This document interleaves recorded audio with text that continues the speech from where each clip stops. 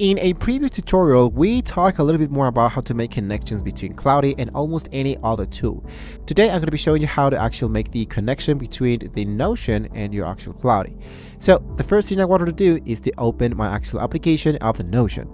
Inside my actual Notion, what I'm going to be doing here is to make sure that into the upper left corner, I have here connected my workspace already being created. As you can see, here's my workspace. Here into the recents, we have an actual to-do list.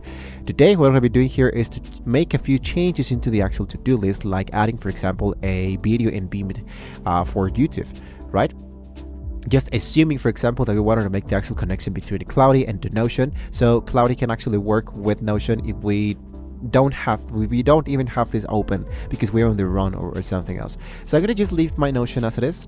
I'm gonna head back directly to the Cloudy, and I'm gonna be sending this specific prompt, which is let's work with my, and you paste the actual tool you want to be working on, which in this case will be Notion, project, and connect ASAP. So basically what's gonna happen is that the actual application of the Cloudy will be asking and will be looking out for an actual connector. In my case, I go for I wanted to connect and work with my Notion latest project. Let's get started. And it will be showing you something like this. Here's the actual connector. What you need to do is to go for the option that says use or into install. Once you hit into the element that says use or install, it will be sending you back directly to Notion. It will be asking you to grant the access so you can go back and make sure that this one appears as connected. If it doesn't appear as connected yet, try it once again, go back directly into Cloudy, and if it still didn't appear as connected yet, you can just sign out, sign in, or if you're using the actual application like I do have directly inside here, just sign out. You can just close it from directly inside here, which says quit, open back the application back again, and make sure that it appears now as connected. Now in this case, for example, it says I wanted to connect, of course, with some elements. So in this case, let's say, for example, that on my Notion latest to-do list project, let's add an embedded YouTube video, right?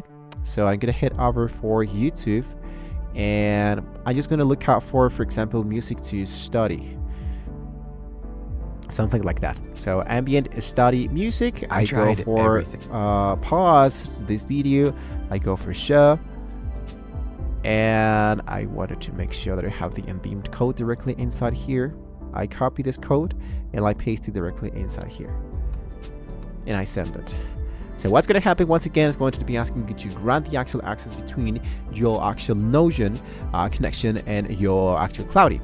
So let's go for yes. Let's make the connection between the actual Notion just to make sure it is currently connected.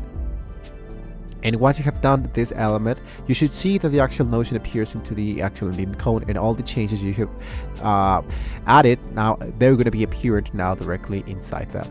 So go for use Notion for this. If I click directly into the element, it says use, and it says that it's going to be working, and the process usually will be done in a really easy way. You can ask more stuff, like for example, make summaries.